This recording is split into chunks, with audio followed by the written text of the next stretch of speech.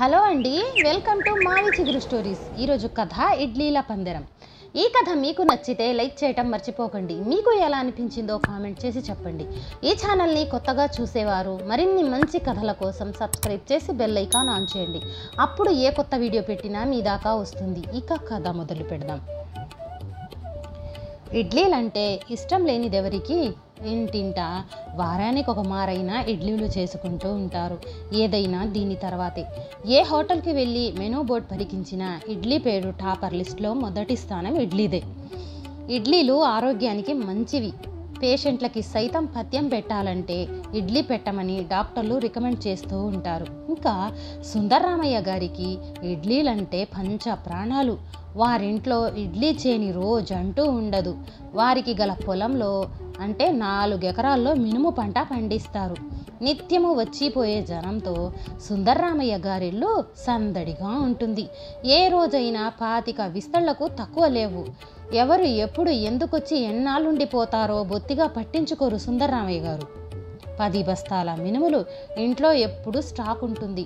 నౌకర్లు నెలకొక మారు తిరగళ్లల్లో మినుములు తిప్పుతూ పప్పు చేసి పెడుతూ ఉంటే వంటావిడ రోజు ఒక మానెడు పప్పు నానబోసి రోజు ఇడ్లీ వంటకం, కొబ్బరి చట్నీ చేసి అందరికీ వడ్డిస్తూ ఉంటుంది.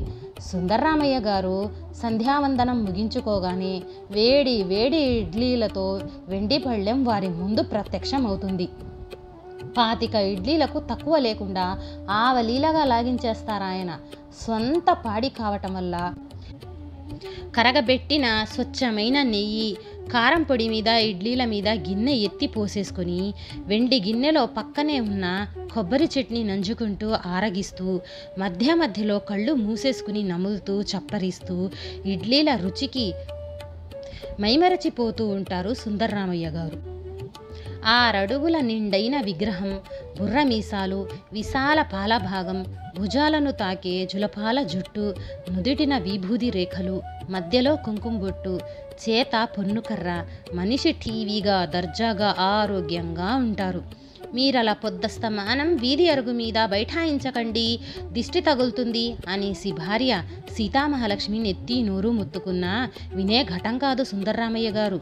వారలా కూర్చొని వీధిన పోయే వారంతా వినయంగా నమస్కరిస్తూ ఉంటే సంబరపడుతూ చెయ్యెత్తి ఆశీర్వదిస్తూ చిద్విలాసంగా నవ్వుతూ ఎదుటి వారిని పలకరిస్తూ తెగ ఆనందపడిపోతూ ఉండటం ఆయనకు అలవాటు.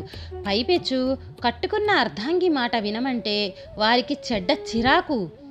భార్య మాట లక్ష్య పెట్టని స్వభావం ఆయనది. అయినా ఆ మహాస్వాధ్వి సీతామహాలక్ష్మి 6 ఆడపిల్లలకు 8 మంది మగ సంతానానికి తల్లయ్యింది.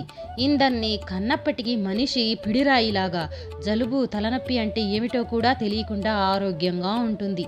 వంట మనిషికి రోగం వచ్చి 4 రోజులు నామం పెట్టినా ఇంటెడు చాకిరీ ఆమె చేసుకోగల దృఢకాయం ఆమెది.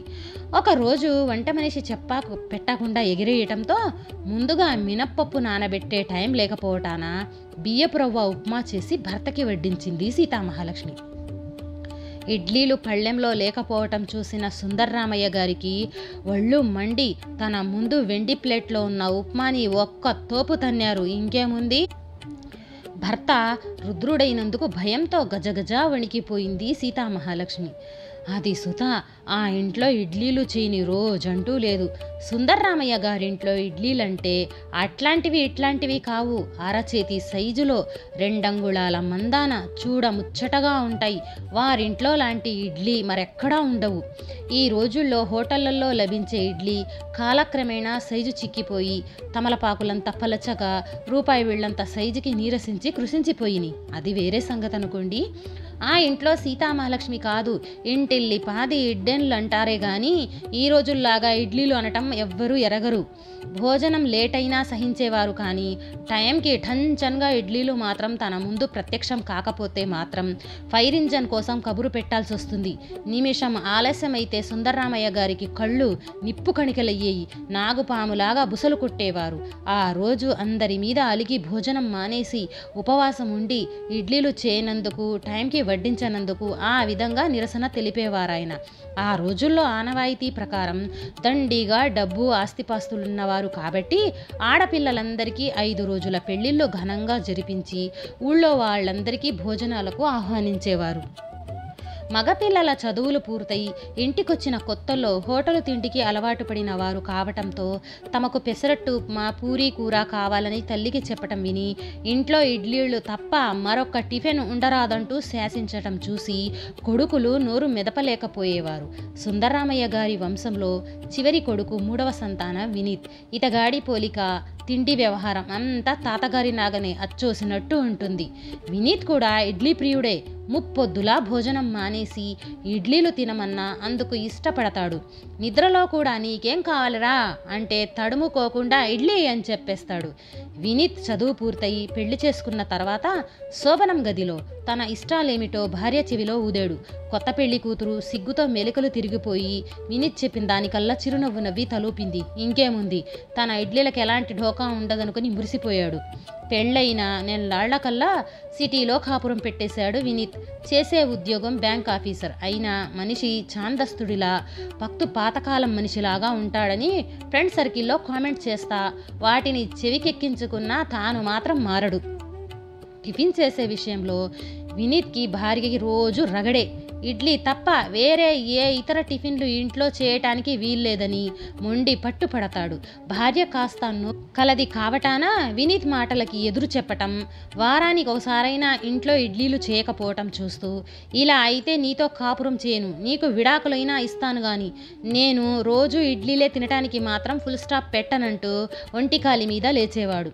నా వల్ల కాదు బాబు, రోజు ఇడ్లీ పిండి రోట్లో రుబ్బుతుంటే నా జబ్బలు పడిపోతున్నాయి. మీకేం తయారు చేసి ప్లేట్లో పెడితే అలవోకగా 20 లాగిస్తారు. చేసేవాళ్ళకి తెలుస్తుంది బాధ. అయినా రోజు అవే తినటానికి మీకు మనసు ఎలా ఒప్పుతుంది? ఎంచక్క రోజుకో వెరైటీ టిఫిన్ చేసి పెడితే తినొచ్చుగా. విసుగు, కొంచెం దెప్పు ధ్వనించిన ఈ భార్య శ్రీదేవి మాటల్లో. నువ్వు లక్ష చెప్పు, వంశాచారంగా వస్తున్న అలవాటు నేను మానుకోలేను తెగేసి మరోసారి చెప్పాడు వినీత్. అయితే ఒక పని చేయండి, నేను పప్పు రోటిలో రుబ్బలేక చస్తున్నా, ఒక గ్రైండర్ కొని పట్టరండి, అట్లానే మీ కోరిక తీరుస్తాను బుంగమూతి పెట్టింది శ్రీదేవి. నేను ఎంత ఆఫీసర్ అయినా మన ఇంట్లో గ్రైండర్, మిక్సీ, వాషింగ్ మిషన్ వంటివి ఉండటానికి ఒప్పుకోను. చచ్చినట్లు నువ్వు ఎంచక్కా రోలు ఉపయోగించుకోవాల్సిందే. కరెంటు ఖర్చు ఎక్కువైతే దుంప తెగుతుంది. అందున ఉదయం పవర్ కట్ ఒకటి ఏడ్చిందిగా. అధవా నేను కొని తెచ్చిన నీ రుబ్బుడు కార్యక్రమానికి విఘాతం కలుగుతుంది. క్రితం రోజే పిండి రుబ్బి ఉంచావనుకో పులుస్తుంది. పులవకుండా ఉండేందుకు మన ఇంట్లో ఫ్రిడ్జ్ లేదుగా. అందుకే తెల్లారకట్ట లేచి చలాకీగా రోట్లో పిండి రుబ్బామనుకో, అబ్బా దాని రుచే వేరు లొట్టలేస్తూ మాట్లాడాడు వినీతు. శ్రీవారు ఇడ్లీ కావలసిందే, మీకు తినేది మీరు, నాకు అక్కర్లేదు కనుక ఆ రుబ్బుడు కార్యక్రమం ఏదో క్రమం తప్పకుండా మీ స్వహస్తాలతో చేస్తే నాకు శ్రమ తప్పుతుంది, మీకు కరెంటు ఖర్చు ఉండదు. ఏమంటారు? కొంటెగా భర్త ముఖంలో చూస్తూ ఓ చురకేసింది. శ్రీదేవి మాటలు అట్ల కాడ నిప్పుల్లో ఎర్రగా కాల్చి వీపున వాత పెట్టినట్టు అనిపించింది వినీత్కి. భర్తననే గౌరవం లేకుండా నోటికొచ్చినట్టు పేలతావేంటే చెంప పగుల్సు, వీపు విమానమూత మొగుల్సు కోపంతో కళ్ళెర్రడు చేశాడు. ఆఫ్టర్ ఆల్ ఇడ్లీ టిఫిన్ కోసం మనమిద్దరం పోట్లాడుకోవటం ఎవరైనా వింటే నవ్విపోదురు. ఇక ఆపండి, మీ ఆవేశానికి సంకెళ్ళు వేయండి అనేసి టాపిక్ మార్చి కిచెన్లోకి తుర్రుమంది శ్రీదేవి. ఏం శ్రీవారు, ఈరోజు ఆఫీసుకి డుమ్మా కొట్టారా? 10 గంటలు దాటినా ఇంకా ఇల్లు వదల్లేదు. శ్రీదేవి కనుబొబలెగరేస్తూ భర్త ముఖంలో చూస్తూ కొంటెగా అడిగింది. అవునవును అదోలా నవ్వాడు వినీత్. అంతేనా, లేకపోతే మరోవా ఇడ్లీలు లాగిద్దామనియా? చస్ నోర్మి అన్నట్టు మనం ఈరోజు మా గ్రాండ్ ఫాదర్స్ నెగిటివ్ విలేజ్కి టాక్సీలో వెళ్తున్నాం. ఎల్లుండి మా తాతగారైన సుందరరామయ్య గారి ఆబ్దికం. 2 రోజులు సెలవు పెట్టాను, గెట్ రెడీ. అదా ఆ విషయం, మీరు వెళ్ళి రండి, నేను ఆ విలేజ్కి రాలేను. టాయిలెట్స్కి చెరువు గట్టుకు చెంబు పుచ్చుకొని వెళ్ళటం తట్టి నా వల్ల అయితే కాదు. చూడు, ఒకచో నేలను పవ్వళించు, ఒకచో నొప్పారు పూ సెజ్జపై అనే పద్యం చిన్నప్పుడు చదువుకోలేదా? సిటీ లైఫ్కి అలవాటు పడి వేషాలయ్యొద్దు. చిన్న వార్నింగ్ లాంటిది ఇచ్చాడు. మీతో వాదించి గెలవలేను కానీ అట్లాగే వస్తానులేండి. వెళ్ళి బట్టలు సర్దుకుంటాను, నా గుడ్డలు కూడా వాటితో పాటే ఒక బ్యాగ్లో పెట్టు అనేసి రిసీవర్ చేతిలోకి అందుకొని టాక్సీ కోసం ట్రావెల్స్ ఏజెన్సీకి ఫోన్ చేశాడు. టాక్సీలో చీకటి పడే వేళకి తాతగారి స్వగ్రామం చేరుకున్నారు వినీత్, శ్రీదేవి. గ్రామ సర్పంచ్ ఇల్లు వెతుక్కుంటా వెళ్ళి టాక్సీ దిగారు. నమస్కారం వినీత్ గారు, మొత్తానికి ఏడాదికి మా ఊరు వచ్చారు. మా కోసం కాకపోయినా మీ తాతగారి ఊరు వచ్చి ప్రతి సంవత్సరం అయినా జ్ఞాపకార్థం మీరు గ్రామస్తులందరికీ ఇచ్చే ఇడ్లీలు విందు కోసమైనా ఆనవాయితీ మానకుండా వచ్చినందుకు సంతోషం. ఎదురై ఇంట్లోకి ఆహ్వానించాడు సర్పంచ్. భార్యాభర్తలు ఇరువురు ఇంట్లోకి నడిచారు.